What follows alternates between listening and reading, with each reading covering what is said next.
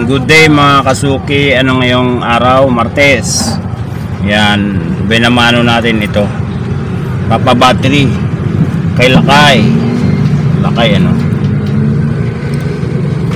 Yan. Yun oh.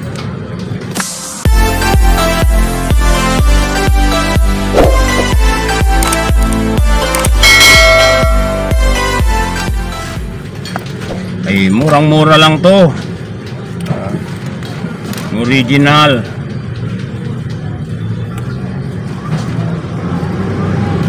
$626. Yan, check natin ang battery niya kung may laman pa. Wala na talaga. Ito yung bago. Tingnan mo. Oh. Yan, malakas oh. O, diba? Kung luma, walay na. Ayan mga kasuki, nasarado ko na. Ginamitan ko lang ng ano, ng ipit ng nakahoy. Ngayon set natin sa oras. Ang oras ay alas 10:30, sakto. Yan. Yan, oh. Okay na mga guys, mga kasuki. Yan mga kasuki, meron tayong sunod na customer. Ganito rin yung pinabateryahan kanina. Oh, Uncline. Yung kanina Casio naman yon. Ito naman Uncline. Yan mga guys. Habang ako'y may ginagawa yan. Bubuksan naman natin ito. Oo.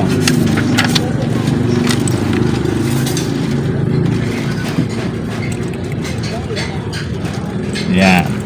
Kasimple lang buksan itong mga ganito mga kasuki. Merong kutsilyo. Ito pang bukas. Hanapin mo lang yung may nakausli. Yan. At doon mo siya tungkabin. Yan. Ganyan lang. Yun. Okay na. Yan. 100 lang ito, madam. Murang-mura. Yan mga kasuki. Yung kaninang makina is 2030, ngayon naman is ano to, Japan. Japan din pala yung kanina na makina. Ngayon is Japan din siya. Check natin.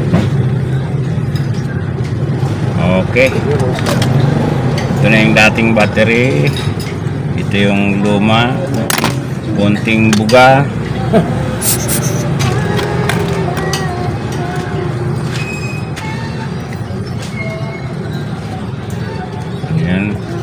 Ganun lang oh.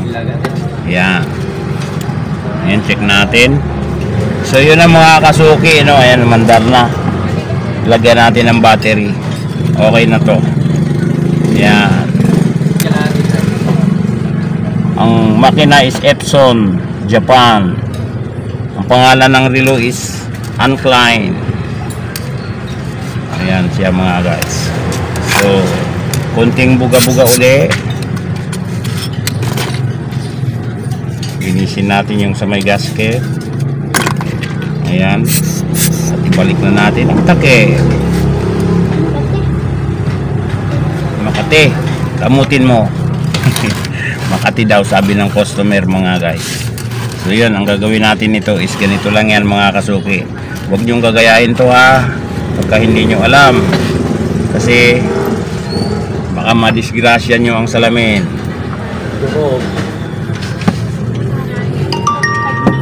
Yun.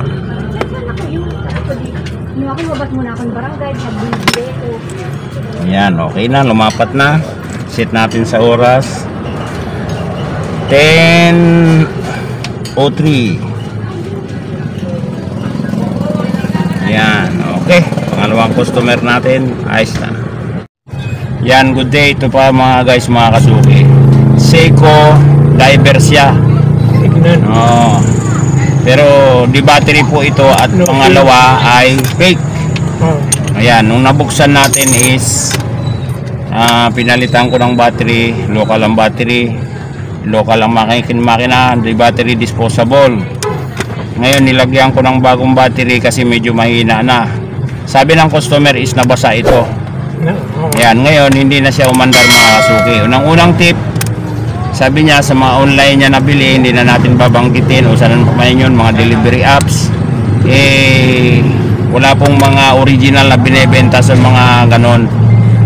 Kung nagkakahalaga ng 500 ganyan, lalo na buy one take one, wag po kayong maniwala. At pag bumili man kayo, ingatan nyo lang kasi unang-una to mga kasuki. Ayan, walang gasket nung binuksan natin. Yung iba may palaman yan para mabigat lang. Ngayon ang nangyari nga, yun na nga, ayan ang umandar. Sayang naman, wala na tayong magagawa dito kasi disposable nga ito. Pwede po ito palitan ng makina. Pero halimbawa pinapalitan mo ng makina, pinalitan natin ng bago, iwasan pa rin basain. Wag mabasa. Kahit magugas lang ng kamay, kahit na maglaba, maligo, tanggalin. Yan mga kasuki. Ganyan to. Ganyan tong mga kala mo original, kala mo divers. Magkano abutin makina? Makina nito is mga 250. Bago. Ayan. So yun mga kasuki, sabi ng customer, akin na lang ano gagawin ko nito.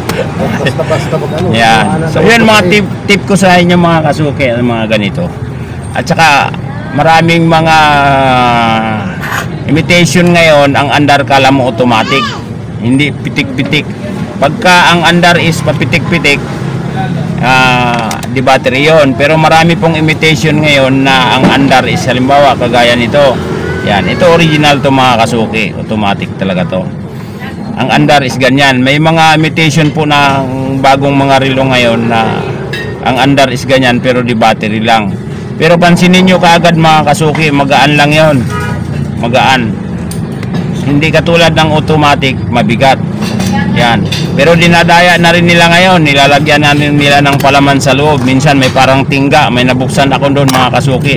Ganito kalaki or sakto dito, nilagyan nila ng tingga para mabigat. Ngayon, pag automatic, pansinin nyo, pag ginanyan nyo, may umiikot sa loob. Pag sinabing automatic na bilhin ninyo sa mga online at ginanyan ninyo, walang umaalog sa loob, fake po yun. Ayan. Meron naman mga original na original, meron naman ng mga fake na pag ginanon mo is merong rotor, tinatawag na yun rotor. Ito po yun mga kasuki, rotor. Yan. Yan yung umiikot-ikot na yan, mapapansin ninyo. Pero local din yun. Ayan. Basta pansinin nyo lang, pag medyo mababa ang presyo, lalo na't nag buy one take one, magdalawang isip na po kayo doon sa mga ganong bagay, no? Ayan. Tata sigurado yun, fake po yun. Pansinin nyo, ang ganda halimbawa may gasket man ito dito naman yan mga kasuki, walang gasket ito sa pihitan. Ayan, pangalawang ko sa inyo, basta ito walang gasket, sa takip walang gasket, magaan, tapos ayan, magaan. So yun, fake po yun. Unang-una magaan, marami yan, ang iba niyan is mga gold plated, hindi siya divers, style siya Seiko 5 talaga. Halimbawa ganito, ayan, or mga ganito na Seiko 5, pero ang pagka-Seiko gold plated siya. Yan, napakarami pong imitation ngayon, so kailangan maging mapanuri po tayo.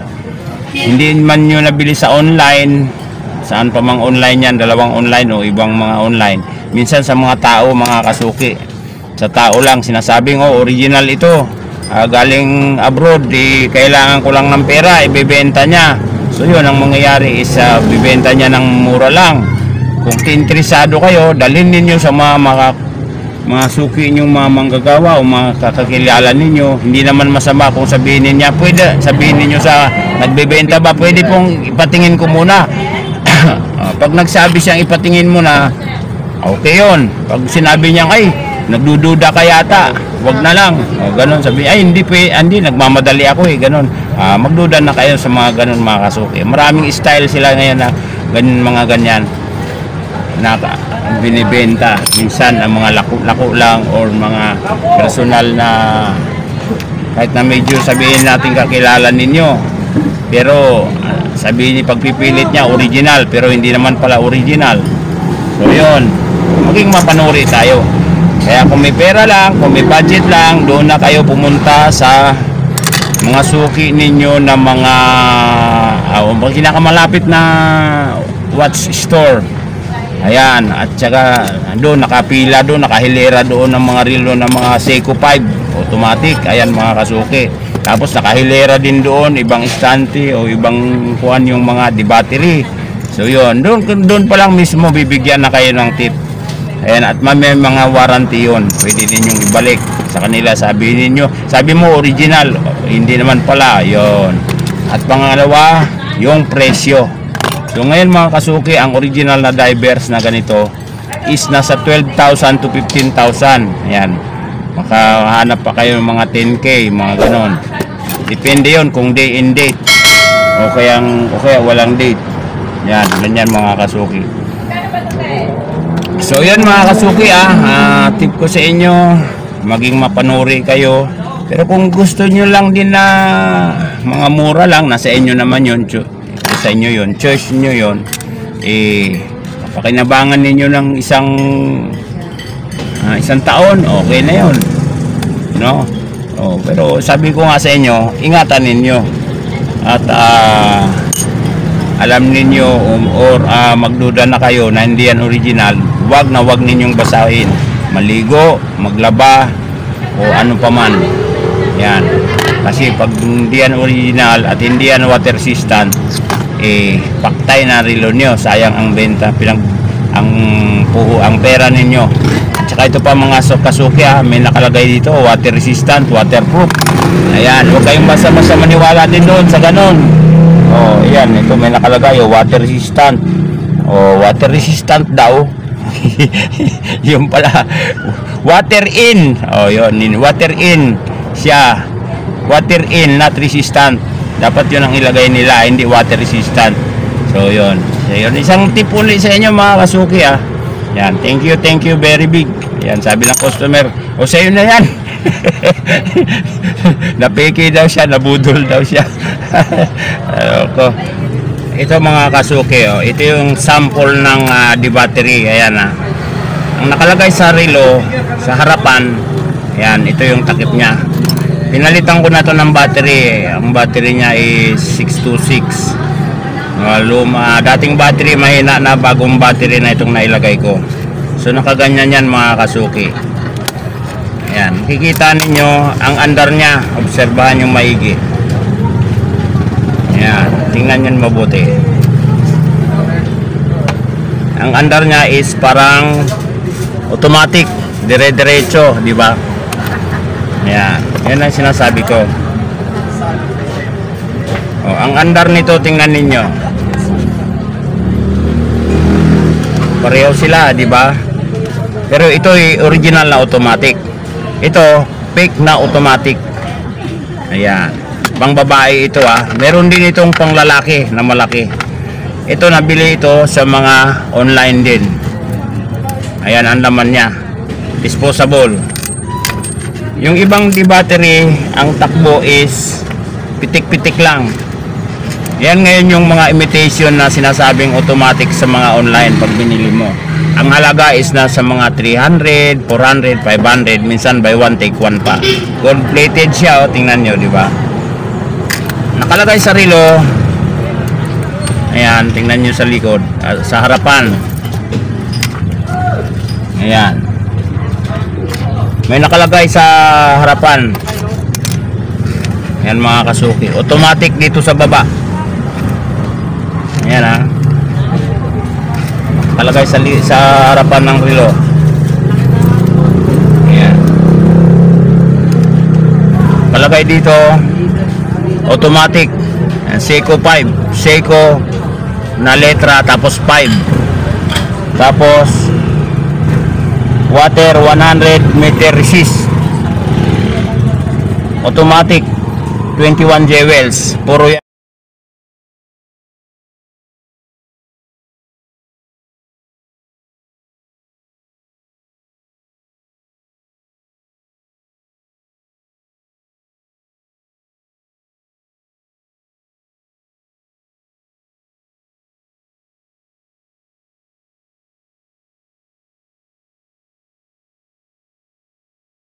Pero yan, hindi totoo ang nakalagay niyan mga kasuki. Ito medyo may kalumaan na ito. Pag yung bagong-bago nito, maganda pa pag updated. Pansin ninyo, fade na dito. Tapos ang likod, tingnan ninyo, nababakbak na. Oh. Di ba? So yun. Sabi ko nga sa inyo, pag ginanon nyo, walang umiikot na rotor. Kagaya nito. Pag ginanon ninyo, kahit hindi nyo na iuntog sa kamay ninyo, ganun nyo lang, may mararamdaman kayong iikot. Yan, yun yung rotor. Yan yun, ito yun mga kasuki. Yan. Di ba? Yan o, kikita ninyo. So yun. Ito yung imitation na automatic na di battery. Oh, mas in-improvise na nila ang takbo ng seconds ay hindi na pitik-pitik ganun, dire-diretso na.